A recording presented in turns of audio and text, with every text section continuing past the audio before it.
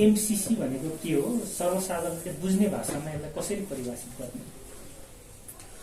MCC भनेको millennium challenge compact भन्ने एउटा सम्झौता हो।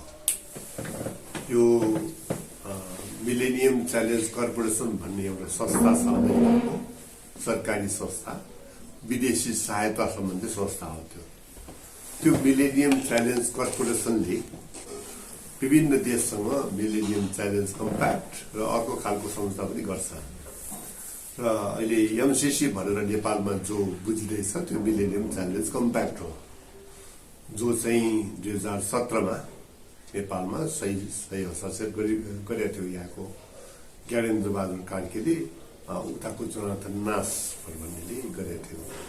त यसरी यो जुन अमेरिकाको सरकारको एउटा कर्पोरेसनसँग जुन सम्झौता गरियो, त्यो सम्झौतालाई नि सम्झौता पनि दुई थरी सम्झौता, एउटा चाहिँ यो नेपालको 300 किलोमिटर जति बाटो बनाउने, रोडलाई स्तर उन्नति गर्ने, र अर्को चाहिँ यो चाहिँ बिजुलीको प्रसारण लाइन 300 किलोमिटर जति नै बिजुलीको प्रसारण लाइन बनाउने 400 केबी को। त्यसको लागि अमेरिकाको त्यो एमसीसीले हामीलाई 55 अरब जति पैसा दिने र नेपालले चाहिँ 13 अरब पैसा हाल्ने गरेर जुन सम्झौता भयो, त्यो सम्झौतालाई चाहिँ एमसीसी भन्छ। अब यो एमसीसी सम्झौता राष्ट्रघाती छ भनेर यसको चर्को विरोध भइरहेको छ। यो राष्ट्रघाती हुनुको कारण चाहिँ के हो? अब यसको राष्ट्रघाती हुनुको कारण के हो भने सबभन्दा पहिले यसमा अब नेपाल अहिलेसम्म असंलग्न मुलुक भइरहेको देश हो। यो सानो हुँदाखेरि न यसले भारतको पक्ष लिँदाखेरि नेपाललाई फाइदा छ, न यसले चाइनाको पक्ष लिँदा नेपाललाई फाइदा छ। यो असंलग्न रहँदाखेरि नि नेपालको राष्ट्रिय हित छ भनेर असंलग्न परराष्ट्र नीति पञ्चशीलको सिद्धान्त यसले अपनाइआएको कुरा हो। तर यो सम्झौतामा हामी गए पछाडि हामी असंलग्न देश रहँदैनौँ। हामी आइपीएस को एउटा अंग हुन पुग्छौँ। आइपीएस भनेको अमेरिकाको इन्डो पेसिफिक स्ट्रेटेजी, हिन्द प्रशान्त एउटा रणनीति बनाएको छ उसले। त्यो चाहिँ के हो भने चीन, रूस र उत्तर कोरियालाई टार्गेट गरेर एउटा स्ट्रेटेजी बनाछ। अब चीन चाहिँ पहिलो राष्ट्र हुन आयो विश्वको भनेर उसलाई चाहिँ छेउ लगाउनको लागि, पहिलो हुन नदिनुको लागि, र रूससँग फेरि पहिलेदेखिको उसको कोल्ड वार छँदैछ, त्यो छेड्नको लागि उत्तर कोरियालाई ठिक ठाउँमा ल्याउनको लागि भनेर उसले त्यो इन्डो पेसिफिक स्ट्रेटेजी अप्नाएको छ। हामी इन्डो पेसिफिक स्ट्रेटेजीको अंग हुन पुग्छौँ। हामी असंलग्न राष्ट्र रहँदैनौँ। संविधानमा असंलग्न भनेर लेखेको छ। संविधान विपरीत हामी जान्छौँ। हामी चाहिँ संलग्न मुलुक हुन जान्छौँ, एउटा क्याम्पमा पुग्छौँ, अमेरिकी रणनीतिको एउटा पार्ट हुन पुग्छौँ भन्ने कुराले पनि यसमा अराष्ट्रिय बुँदा छन्, राष्ट्रलाई घात गर्ने बुँदा छन् भनेको एउटा मेजर कुरा यो हो। अब दोस्रो कुरा यसमा के छ त भने राष्ट्रको अहित गर्ने एकदमै महत्त्वपूर्ण बुँदाहरू छन् यसमा। अब त्यो पहिलो बुँदा के हो त भने त्यसमा अब यो एउटा परियोजना सम्झौता हो, मात्र परियोजना सम्झौता। परियोजना भनेको विद्युत प्रसारण लाइन परियोजना र सडकलाई स्तरोन्नति परियोजना हैन। अब यस्तो परियोजना त नेपालले कतिवटा गर्यो, जापानसँग गर्यो, सिन्धुलीतिरको राजमार्ग बनायो हैन।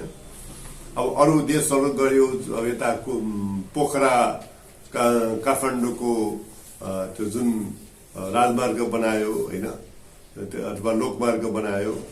अब यताबाट कोदाडीसम्मको बाटो बनायो।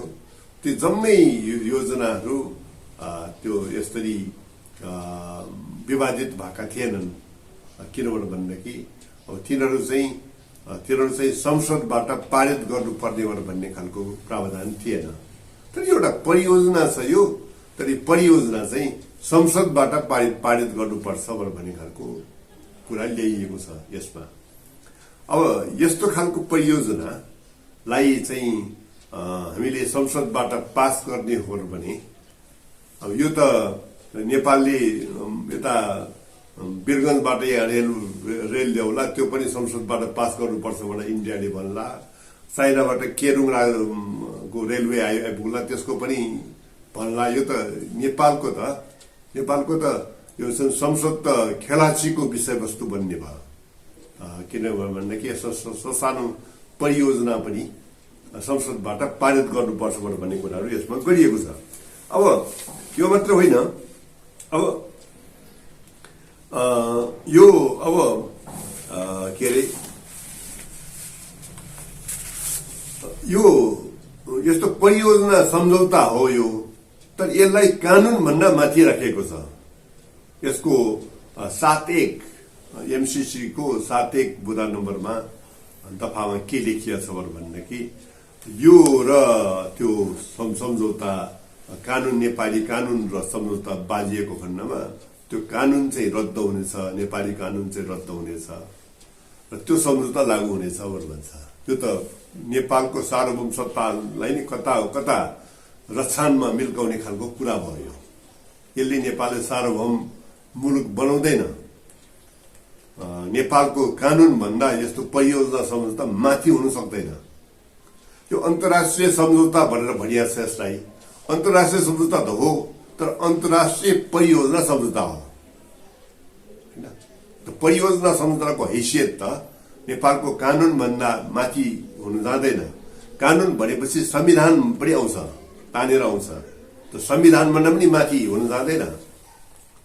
त्यसकारणले यस्तो खालको कुरा पनि यसमा छ। अब केही विद्वानहरूले के तर्क पनि ल्याएछ भने अन्तर्राष्ट्रिय सम्झौतामा यस्तो हुन्छ भनेर उनीहरू तर्क ल्याएका छन् उनीहरूले।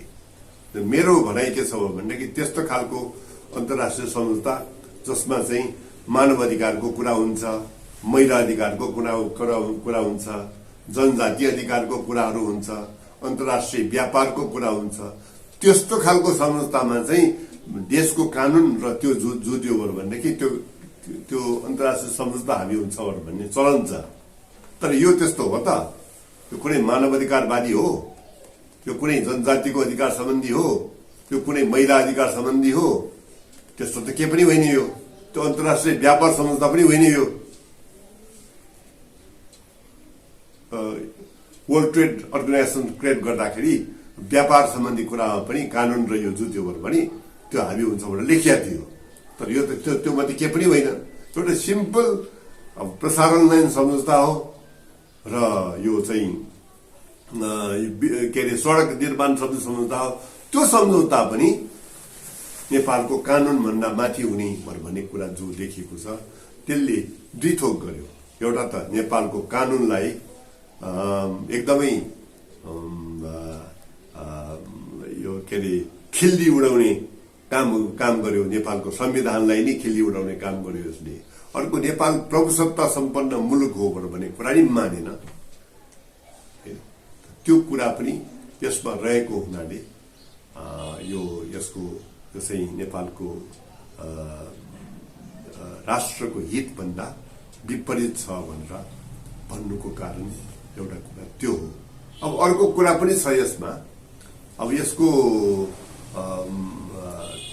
अब यो सम्झौता लागू गर्नको लागि भनेर एउटा संस्था बन्छ, एमसीए नेपाल भन्ने।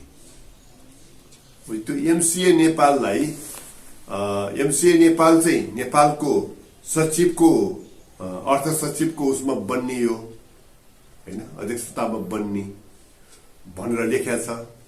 यसमा नेपालकै सहसचिवहरू हुने, नेपालकै पदाधिकारीहरू हुने भनेर लेखिएको छ त्यसमा हैन, त्यो सम्बन्धी सम्झौतामा।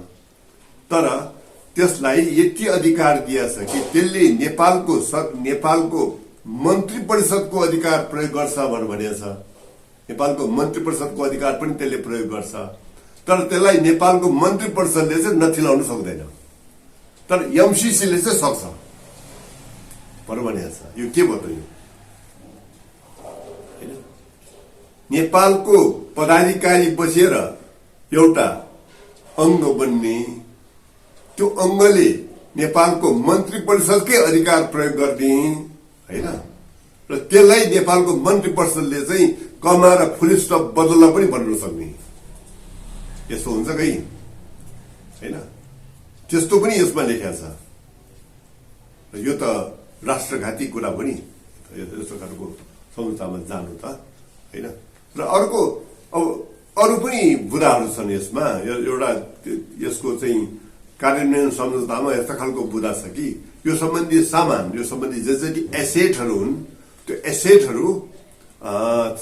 एसेटहरूमा चाहिँ नेपाल सरकारले न त खोज नीति गर्न सक्छ, न त रोक लगाउन सक्छ, न त जफत गर्न सक्छ भनेर लेखिएको छ त्यसमा। अब त्यो भने पछाडि त यसको नाउँमा नेपाल त अब चीन र उसको बीचमा संवेदनशील मुलुकको रूपमा रहेको छ। यसको भू राजनैतिक स्थिति त्यस्तो छ। त्यो कुनै संवेदनशील कुरा आयो भने नेपालले जफत गर्न सक्ने भयो त? सक्दैन। त्यो पनि यसको सम्झौतामा लेखिएको छ होइन। त यी र यस्ता खालका कारण अझ एउटा बौद्धिक सम्पत्ति सम्बन्धी पनि छ यसमा। बौद्धिक सम्पत्ति सम्बन्धी धारा छ। बौद्धिक सम्पत्तिमा सामान्यतया के हुनुपर्ने हो भनेदेखि यो योजना परियोजनासँग सम्बन्धित बौद्धिक सम्पत्ति अमेरिकाको हकमा अमेरिकाकै हुनेछ, नेपालको हकमा नेपालकै हुनेछ भनेर लेखिनुपर्ने। किनभने नेपालको पनि 13 अरब परेछ त्यसमा होइन। अनि उसको मात्र एकलौटी योजना त होइन यो, तर परियोजनाको सम्पूर्ण बौद्धिक सम्पत्ति चाहिँ अमेरिकाको एकलौटी हुने, र त्यो पनि अनन्तकालको लागि हुने लेखेको छ। यो अनन्तकालको लागि 5 वर्ष योजनाको बौद्धिक सम्पत्ति अनन्तकालसम्म किन? वाइ अनन्तकाल होइन? अनि यो परियोजनामा के पनि लेखेको छ भने यो परियोजना चाहिँ 5 वर्षमा सिद्धिने परियोजना होइन। यसको कतिपय कुराहरू अनन्तकालसम्म यसको रहन्छ भनेर लेखेको छ। 5 वर्ष योजना 5 वर्षमा सिद्धियो भने हामीलाई के टाउको दुखाइ छैन होइन। त्यो त हामीलाई त प्रसारण लाइन चाहिएको पनि छ, हामीलाई रोड चाहिएको पनि छ। यो समस्या प्रसारण लाइन चाहिन्छ कि चाहिँदैन, रोड चाहिन्छ कि चाहिँदैन भने विवाद होइन। यो रोड चाहिन्छ, प्रसारण चाहिन्छ, अमेरिकाको सहयोग चाहिन्छ। अमेरिका नेपालमा पहिलो विदेशी सहायता गर्ने मुलुक नै अमेरिका हो। त अमेरिकाको सहयोग सम्बन्धमा विवाद हो त यो? होइन होइन। अमेरिकाको सहयोग लिनु, तर त्यसरी लिनु पर्यो जुन तरिकाबाट नेपालको सार्वभौम सत्ता खतरामा पर्दैन। अब नेपालको बौद्धिक सम्पत्ति अनन्तका पर्पेचुअल भन्ने शब्द प्रयोग गरेछ क्या त्यहाँ होइन। त पर्पेचुअल भनेको त सदाको लागि हो त्यो होइन। र यसको कतिपय बुदाहरू त सदाको लागि त्यो लागू हुने भनेर पनि भनिएको छ होइन। यहाँसम्म भनिएको छ कि नेपालमा एउटा यो ऐन यसलाई सिग्नेचर गरिसके पछाडि यसमा चाहिँ एउटा विद्युत नियमन ऐन ल्याउनु पर्छ।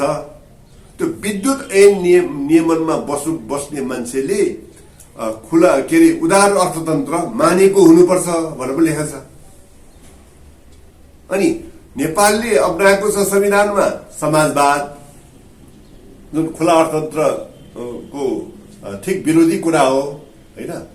अमेरिकाले पनि खुला अर्थतन्त्र हिजो त मान्दैन नि होइन, न उदारवादी अर्थतन्त्रबाट लेखेको छ। त्यो कुरा चाहिँ नेपालमा त्यो विद्युत नियमनको बोर्डमा बस्ने मान्छे चाहिँ यो चाहिँ नव उदारवादी अर्थतन्त्र त्यसले मानेको हुनुपर्छ लेखेको छ। त भन्दाखेरि यस्ता खालका कुरा यसमा छन् जसले गर्दाखेरि चाहिँ यो एमसीसी सम्झौता खालि यो विद्युत प्रसारण लाइन सम्बन्धी सम्झौता मात्र रहेको छैन। यो चाहिँ नेपालको राष्ट्रलाई घात गर्ने खालको गम्भीर तवरले नि घात गर्ने खालको र दीर्घकालीन तवरले पनि घात गर्ने खालको कुराहरू यसमा रहेका छन्। त्यो प्रमाण सहितै भन्न सकिन्छ कुन कुन बुदामा त्यस्तो के रहेको छ भनेर प्रमाण सहितै भन्न सकिन्छ। अब यो सम्झौता चाहिँ संसदबाट पारित हुनुपर्ने कारण के देख्नुहुन्छ?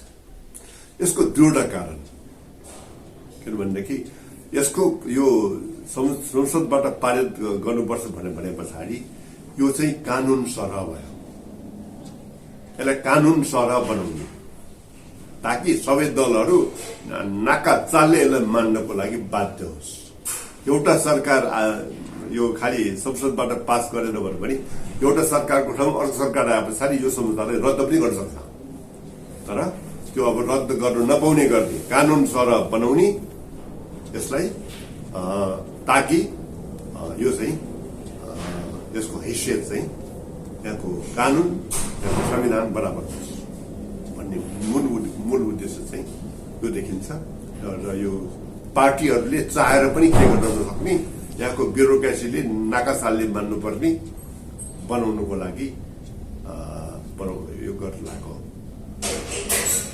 जस्तो यो सत्ताधारी दल र कतिपय बुद्धिजीवीहरूले यो एमसीसी भनेको विशुद्ध सहयोग हो, विकास निर्माणसँग सम्बन्धित हो भन्ने कुरा गरिराखेका छन्। के उनीहरूले नबुझेर यो कुरा गर्दैछन्? यसको दुईवटा स्थिति छ। एउटा त उहाँहरूले यो सम्झौता कुरा पढ्नु भएकै छैन होइन, पढ्नु भए भए यो कुरा गर्दै थिएन होइन। नपढेर यस्तो गर्नेहरू टिप्पणी गर्नेहरू पनि थुप्रै बुद्धिजीवीहरू भेटियो होइन। यसको सम्झौताको मूल कपीमा त छैन। यहाँ सम्झौतासँग अरू थुप्रै पूरक सम्झौताहरू भएको छन्, त्यो पढिएको छ। त्यो पढ्ने भएदेखि यो कुरा हुनै सक्दैन। अर्को नेपाललाई माया गर्ने भएदेखि यो कुरा आउन सक्दैन होइन। अब नेपालमा बस्ने माया अरू नै मुलुकको हितलाई गर्ने भन्ने कतिपय बुद्धिजीवीको पनि रवैया देखियो। त्यो कुरा त हुन सक्दैन नि। हामीलाई यो परियोजना ल उनीहरूले प्रसारण लाइन बनाइदियोस्, 55 अरब देओस्, अनुदान देओस्, बाटो बनाइदियोस्, हामी के कुरा गर्यो? त्यो पनि अनुदान होइन। अनुदान भनेको त ऋण तिर्नु पर्ने होइन नि। त्यति मात्र गर्दाखेरि कुन नेपालीले विरोध गर्छ, कुन सधैँ मान्छेले विरोध गर्छ? यी जम्मै प्रावधानहरू जुन मैले उल्लेख गरेँ त्यो हटाइदियोस् न र सम्झौता मात्रै गरोस् न होइन।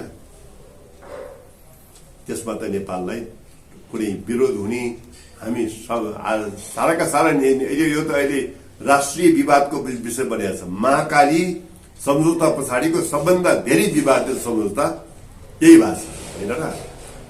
आम नेपालीहरूले केहीले थाहा नपाएर पनि विरोध गर्यो, तर अधिकांशले थाहा पाएर विरोध गरे हो। यो हामीलाई परियोजनासँग चाहिँ विरोध होइन, न त बाटोको विरोध हो, न त हामीलाई त अब 400 केबी को प्रसारण लाइन त चाहिएकै छ त।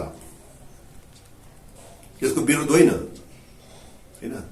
तर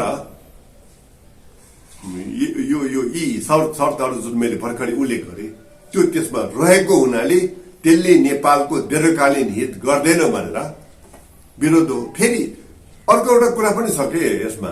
यस्तो उदाहरणको लागि यो प्रसारण लाइन बनाउँदाखेरि अहिले मोटामोटी हिसाब गरेको मैले भर्खरै तपाईँले हिजो बेलुका समय मागिसके पछाडि मैले उनीहरूले दिने पैसाको हिसाब किताब गर्दाखेरि मैले त पहिले त 9 अरब भन्न ठानेको थिएँ, 9 करोड भन्न ठानेको थिएँ प्रसारण लाइन प्रति किलोमिटर। त्यही नै भनिआएको थिएँ विभिन्न अन्तर्वार्तामा। 15.6 करोड लाग्ने रहेछ 1 किलोमिटर प्रसारण लाइनको। हेर्नुहोस् त। अब नेपालले यो जुन पथलैया ढल्केवर जुन मुजफ्फरपुर बाटो के अरे प्रसारण लाइन बनाएको छ नि, त्यो पनि 400 केबी नै हो, त्यो पनि डबल सर्किट नै हो। त्यो 5 करोडमा बनेको छ। हुन्छ त। अब एउटा नेपालको यो चाहिँ यो विद्युत के अरे जलस्रोत मन्त्रालयले भर्खरै अध्ययन गराएको छ यो पहाडी क्षेत्रमा कति लाग्छ भनेर। उसले 9 करोड निकालेको छ, हेर्छ त। 5 करोडमा हामीले बनाएकै छौँ होइन, हालसालै बनाएको हो। त्यो धेरै वर्ष भएकै छैन, 2 वर्ष अगाडिको कुरा हो होइन। अध्ययन गराएको छ गभर्मेन्टले, आधिकारिक अध्ययन है फेरि। त्यसको किताबै मसँग छ होइन, तपाईँहरू चाहनुहुन्छ भने त्यो किताबको फोटोकपी पनि गर्न सक्नुहुन्छ होइन। त त्यसमा 9 करोड बनाएको छ आधिकारिक गभर्मेन्टको आफ्नै ऊर्जा मन्त्रालयले गराएको अध्ययन होइन। त्यो त्यसमा पनि विदेशीहरू पनि लागेको छ, नेपालीहरू पनि लागेको छ क्या होइन। अब भर्खरै अध्ययन गरेकोले 9 करोड लाग्ने, नेपालले बनाएकै उसमा 5 करोड लाग्ने, यसमा 16 करोड 15.5 करोड किन? प्रश्न उठ्दैन? यो कसलाई दिनलाई? यो पोलिटिसियनलाई भ्रष्ट गर्नलाई, पोलिटिसियनलाई किन्नलाई सिवाय यो पैसा कहाँ उपयोग हुन्छ? यो पैसा नेपालमा 5 करोड समतल स्थानको लागि 5 करोड लाग्ने, पहाडीको लागि 7 करोड लाग्ला, विषम पहाडी भयो भने 9 करोड लाग्ला भनौँ न, त्यसरी बुझौँ न होइन। तर त्यो हुँदाखेरि त यो त राजमाटीबाट होइन, दमौलीबाट वहाँ बुटबल हुँदै, बुटबलबाट मुजफ्फरपुर हुने, यता हेटौडासम्म पनि प्रसारण लाइन हो नि यो त होइन। तर यहाँ त कतिपय समतल पर्छ, त्यहाँ 5 करोडमै भ्याउने भयो। अलिकति भाउ बढेर 5 करोडलाई 6 मा लैजाउँला हामी होइन, किनभने मूल्य अलिकति वृद्धि भयो भनेर नि 5 लाई 6 मा लैजाउँला। तर 15 पोइन्ट समथिङ कसरी पर्छ, 15.5 कसरी पर्छ होइन। त यो एस्पेक्ट पनि छ यसमा, जसले गर्दाखेरि हामी सशंकित हुनुपर्ने कुरा छ। यति महँगोमा प्रसारण लाइन नेपालले किन बनाउनु पर्छ होइन? प्रसारण लाइन, यो प्रसारण लाइनमा यो यति पैसा जति लाग्ने त्यति पैसा त रेल लाग्ने हो, बाँकी पैसा केमा प्रयोग हुन्छ होइन? यो पनि त प्रश्न चिन्हको रूपमा छ त। अब नेपालको प्रसारण लाइन, अब प्रसारण लाइनको सम्झौता हुने होइन, अनि यसको त्यो प्रसारण लाइन त 5 वर्ष बनायो सिद्धियो त। यसको कतिपय कुराहरू चाहिँ नि उहाँ चाहिँ नि अनन्तकालको लागिसम्म लागू हुने कसरी हुन्छ कसरी? के को लागि हुनुपर्ने हो होइन? यसको बौद्धिक सम्पत्ति अनन्तकालसम्म चाहिँ अमेरिकाको एकलौटी भाग लाग्नुपर्ने कसरी? के को लागि हुनुपर्ने हो? प्रश्न उठ्दैन?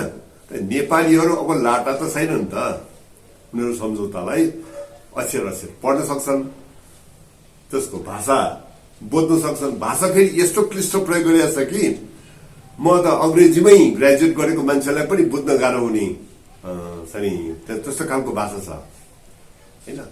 त भन्दाखेरि यस्तो किन? अरू सम्झौताको भाषा सरल हुने, यसको भाषा औधी क्लिष्ट बन्नुपर्ने कारण के?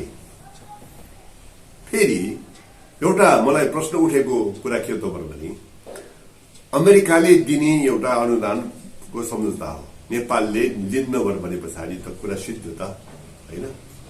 अमेरिकाको मन्त्रीहरू आएर ल्याउ किन भन्नु परेको? तपाईलाई मैले तपाईको गाउँठाउँमा भनौँ न, तपाईलाई मैले सहायता दिनेले धाउने हो कि सहायता लिनेले धाउने हो कि सहायता दिनेले मेरो सहायता लिदेऊ कि लिदेऊ? त्यसको अर्थ के हुन्छ? दालमै कुछ काला हुँदैन? किन अमेरिकाको त्यहाँको विदेश मन्त्रीले फोनै गरेर हाम्रो सहायता लिदेऊ भन्छ? नेपालमा कहिल्यै कुनै सहायता यसरी लिदेऊ भनेर भनेको इतिहास छ अमेरिकी मन्त्रीले? छैन त। तर यसैमा किन? त्यसकारणले यसले के देखाउँछ भने यो अमेरिकाको रणनीतिक उद्देश्यले आएको सम्झौता जस्तो देखिन्छ यो। र त्यो रणनीतिक उद्देश्यमा नेपाल पर्नु छैन अमेरिकाको होला चाइनासँग अहिले कोल्ड वार चल्दैछ। अब प्रविधिमा अमेरिका जित्ने कि चाइना जित्ने भन्ने प्रतिस्पर्धा पनि चल्दैछ, व्यापार युद्ध पनि चल्दैछ। त्यो हामीले देखिआएको कुरा हो होइन। त उनीहरूको चल्छ भने त्यो उनीहरूको चल्ने कुरा हो, उनीहरूको दुई देशको आन्तरिक मामिला हो। त्यसमा हामी पर्ने किन, हामीलाई त्यसमा मुस्ने किन? नेपाल त यतिखेर संवेदन सानो एउटा मुलुक हो नि। हामीलाई त चाइना पनि चाहिन्छ, हामीलाई त भारत पनि चाहिन्छ, हामीलाई त अमेरिका पनि चाहिन्छ। तर एउटाको विरुद्धमा एउटा हामी किन प्रयोग हुने? उत्तिकै पनि हामीले चाइनालाई वचन पनि दिएको छ, नेपाली भूमि चाइनाको विरुद्ध प्रयोग हुने छैन भनेर वचनै दिएको छ हामीहरूले। एक चीन नीतिवाला हो नि त हामी होइन। अनि त्योसँग यो मिल्छ? यी तमाम कुरा छन् जसले गर्दाखेरि चाहिँ यसमा चाहिँ हामीहरूले शङ्का गर्ने ठाउँ छ। यो अमेरिकी मन्त्रीहरू ढाकेमै गम्भीर प्रश्न चिन्ह छ मेरो त। किनभने अनुदान उसको लिने होइन, अनि लिदियो भयो भनेर आइरहेको छ होइन। त्यो मिल्ने कुरा हो र?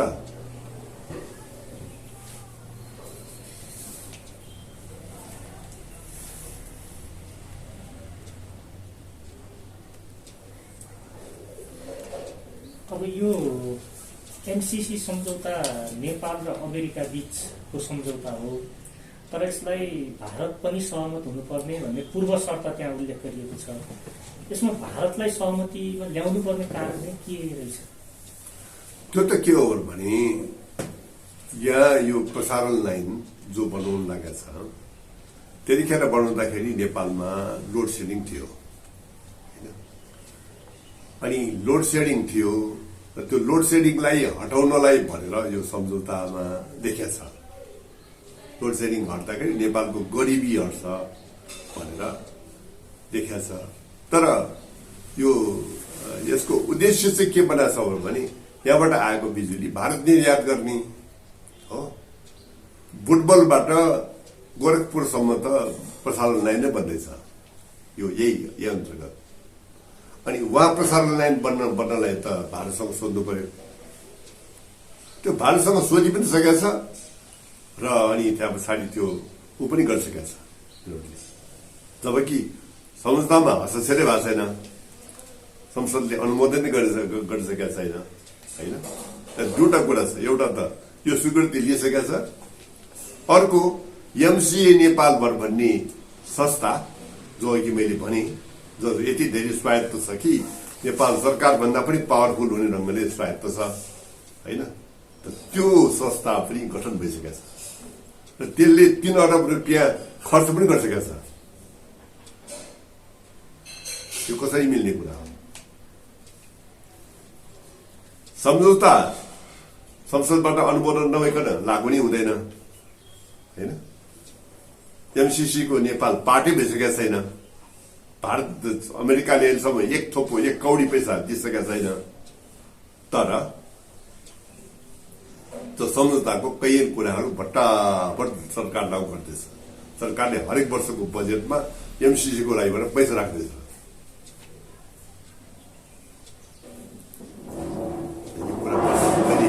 तपाईँले भनेको प्रश्न चाहिँ उसलेसँग सोध्नु पर्ने के हो भने प्रसारण लाइनमा भारतलाई बिजुली बेच्ने भएको हुनाले बिजुली किन्छस् कि किन्दैनस् भन्नको लागि उसले सोध्नु पर्ने, अर्थको लागि त होइन। अब यो अहिलेको हाम्रो राजनीतिक समीकरण जुन छ संसदको अवस्था, यो समीकरणमा एमसीसी संसदबाट अनुमोदन हुन्छ जस्तो लाग्छ मलाई। अब त्यो त भन्न सकिँदैन, किनभने नेपालका राजनीतिक दलहरू पूर्वानुमान योग्य छैनन् होइन। तर अब सामान्य अनुमान के हो त भन्यो भने अहिले हरेक पार्टीभित्र यसको तीव्र विरोध छ। अब गठबन्धनभित्र पनि अब नेकपा एकीकृत समाजवादी पनि छ, जसभित्र यो कुनै पनि हालतमा पास गर्नुहुन्न भन्ने मान्छेहरू ठुलो संख्यामा छ। माओवादी पनि छ, जसभित्र ठुलो संख्यामा यो पास गर्नुहुन्न भन्ने मान्छेहरू त्यसको नियतै छन् कतिपय त होइन। त भन्दाखेरि यो चाहिँ गठबन्धनबाट स्वीकृत नभइकन त यो पास हुन सक्दैन। तर शेरबहादुर देउपा चाहिँ कुनै पनि हालतमा यसलाई पास गरी छोड्ने उसमा गएको देखिन्छ। शेरबहादुर देउपाको जितबाजी हुन्छ कि बाँकी अरू त्यहाँभित्रका त्यसप्रेमी मान्छेहरूको जितबाजी हुन्छ त्यो चाहिँ हेर्न बाँकी छ। तर गठबन्धनले पासै नगरिकन यो सम्झौता लागू हुन सक्ने स्थितिमा त अहिले तत्काल देखिँदैन। तर त्यसो भनेर नेपाली जनताले खबरदारी गर्न छोड्नु कुनै स्थिति चाहिँ छैन। किनभनेदेखि यसमा गम्भीर ढङ्गले नेपाललाई दीर्घकालीन ढङ्गले प्रभाव पार्ने कुरा चाहिँ छन्। एमसीसी संसदबाट पारित गर्नको लागि अमेरिकाले पटक पटक ताकेता पनि गर्दै आएको छ, त्यो म्याद थप्दै पनि आएको छ। अब पछिल्लो समयमा मार्च अन्तिमसम्म भनेर भनिएको छ। यदि त्यो अवस्थासम्म एमसीसी संसदबाट अनुमोदन नभए यो फिर्ता जाने सम्भावना हुन्छ? त्यो चाहिँ उनीहरूले पटक पटक म्याद थप्दै यो अन्तिम हो भनेर भन्छन्। 28 तारिक अन्तिम हो। नेपाली नेताहरूलाई चेप्न जाने छन् उनीहरूले। र त्यो चेप्नको लागि भने हो, दबाब दिनको लागि भने हो लाग्छ। उनीहरूले पटक पटक म्याद थप्ने कुरा गरिरहेका छन्। तर मलाई एउटा लाग्ने प्रश्न के हो त भनेदेखि श्रीलङ्का नेपाल भन्दा पनि सानो देश हो नि श्रीलङ्का। त श्रीलङ्कामा यही सम्झौताको लागि त्यहाँ पनि श्रीलङ्कालाई पनि योग्य ठहराइएको थियो। श्रीलङ्कामा चाहिँ श्रीलङ्काको राष्ट्रपतिले के गर्यो? उसले चाहिँ नेपालको अर्थ मन्त्रालय जस्तो यो एमसीसी भनेको आइपीएसको पार्ट हो कि होइन भनेर सोधेर पठाएन। नेपालमा त यो नेपालको राष्ट्रिय हितको हुन्छ कि हुँदैन भनेर सोधेर पठाउने होइन। नेपालको संविधान विपरीत छ कि छैन भनेर सोधेर पठाउने। संविधान विपरीत छ कि छैन भनेर नेपाल आफैले पो ठहराउनु पर्ने कुरा हो त होइन। त्यो सोधेर पठाउने खालको देश हो यो होइन। त्यसो भएको हुनाले अब श्रीलङ्कामा चाहिँ गर्यो के त भनेदेखि त्यो बौद्धिकहरूको टिम बनाइयो। त्यो टिमले केबिनेट लगाएर त्यसमा सबै कुरा अध्ययन गर्यो। अध्ययन गरेर त्यो बौद्धिकले यो राष्ट्रिय हित विपरीत छ, यो श्रीलङ्काको हितको पक्षमा छैन, तर लिनु हुँदैन भनेर भन्यो। श्रीलङ्कामा दक्षिण एसियाको पहिलो मुलुक श्रीलङ्का नै हो जसले यो एमसीसी सम्झौता हुन्न भनेर फिर्ता गर्यो। तर श्रीलङ्कालाई त केही त भएन, अमेरिकाले सजाय त गरेन। नेपालले त्यो श्रीलङ्का जति पनि आँट किन गर्न नसक्यो होला? आँट त गर्नु पर्यो नि। त्यसकारणले मलाई लाग्छ कि अहिले दलहरूको जुन अहिलेको जुन समीकरण छ त्यसमा यो एमसीसी त्यति सहिलेसँग पास हुने स्थिति त म देख्दिनँ होइन। तर सत्तारूढ दल मध्ये नेपाली कांग्रेसको चाहिँ यसलाई पास गर्ने जोड छ। नेपाली कांग्रेसमा पनि कतिपय छन् जो देशलाई माया गर्छन्। उनले चाहिँ एमसीसी अझै गठबन्धनबाट नआइकन यो पास हुँदैन भनेर नै बोलिरहेका छन्। तर प्रधानमन्त्री स्वयंको चाहिँ बोली के छ त भने उनलाई चाहिँ कसै गरे पनि एमसीसी पास गर्नु छ। त उनले अब आर्थिक प्रलोभन देलान् कि अरू प्रलोभन देलान् कि ठेगान त छैन नि। त्यो प्रलोभनमा नेपाली नेता बिक्लान् कि ठेगान छ त? त्यो ठेगान त छैन नि। हाम्रो खबरदारी बन्द हुनु हुँदैन। तर चाहिँ अहिलेकै हालतमा यो एजिटिज पास हुने स्थिति छैन। अब दलका नेताहरूको यसभित्र भएका गठबन्धनका दलहरूको भनाइ हेर्ने हो भने संशोधन भयो भने परिमार्जन भयो भने पास हुने भन्ने छ। परिमार्जन गर्ने पक्षमा अमेरिका सधैँ छैन। परिमार्जन नगरी यिनीहरू पास गर्नु दिने पक्षमा छैनन्। यदि यो कुरा सत्य हो भने यो एजिटिज पास हुँदैन। यो अन्तिममा एउटा प्रश्न, जस्तै कतिपय मान्छेहरू के भन्छन् भने यो एमसिसी हामीले रिजेक्ट गर्यौँ भने विदेशी सहायतामा असर पर्न सक्छ, विदेशी सहायता आउँदैन र फेरि अमेरिकी सेना नेपालमा आउनको लागि एमसिसी नै लागू हुनुपर्छ भन्ने छ र भन्ने पनि प्रश्न गर्छन्। उनीहरूलाई के भन्न चाहन्छु? अब यो एमसिसी को जम्मै दफाहरू मैले हेरेँ होइन, यसको सहायक संस्था पनि हेरेँ। यो मार्फत अमेरिकी सेना नै नेपाल आउँछ भन्ने जुन भ्रम फैलाएको छ त्यस्तो त यसमा के पनि छैन। सेना नै यसमा आउने होइन, न त उताको मिसाइल यता पठाउने हो, त्यस्तो चाहिँ कुराहरू त्यसै अलि अब अफवाह भन्छ नि, अफवाह पनि फैलाइएको छ, त्यो सत्य होइन। तर यसमा त्यस्ता खालका कुरा छन् जसले गर्दाखेरि अमेरिकाको सुरक्षाको अमेरिकाको रणनीतिको एउटा पार्ट नेपाल हुन जान्छ।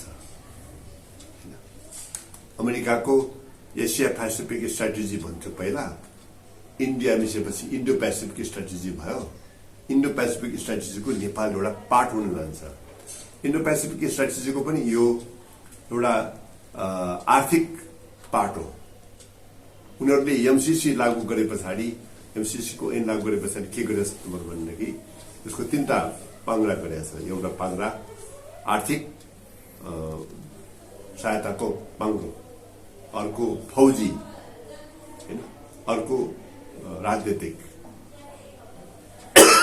यो एमसिसी भन्ने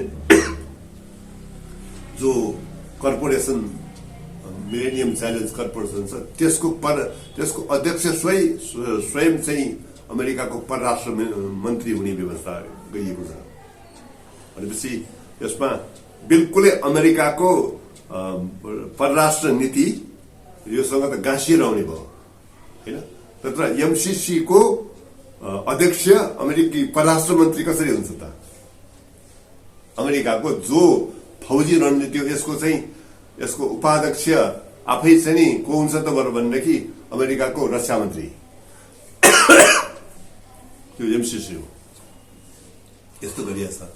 त्यसो भएको हुनाले यो पेन्टागनको पार्ट हुनु छैन नेपाललाई भन्ने कोणबाट मात्रै हो। तर फौज नेपालमा आउने, नेपालमा त्यस्तो खालको के हुने भयो भन्ने कुरा त मैले यो सम्झौताको सबै पार्ट हेर्दाखेरि त्यस्तो त लागेको छैन मलाई।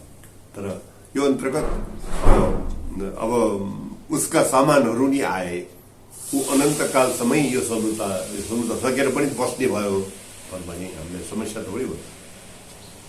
महाशक्ति हो, धकेलेर पठाउने त्यस्तो सामर्थ्य त रहँदैन होइन। समस्या त हुने भयो त। त्यो समस्या चाहिँ यसबाट हुन सक्ने देख्छु म। यसमा जे जति धाराहरू छन् यसको त्यो तपाईँको चाहिँ सम्झौता मात्र होइन कि युवराज खतिवडा आफैले हस्ताक्षर गरेको त्यो इम्प्लिमेन्टेसन एग्रिमेन्ट,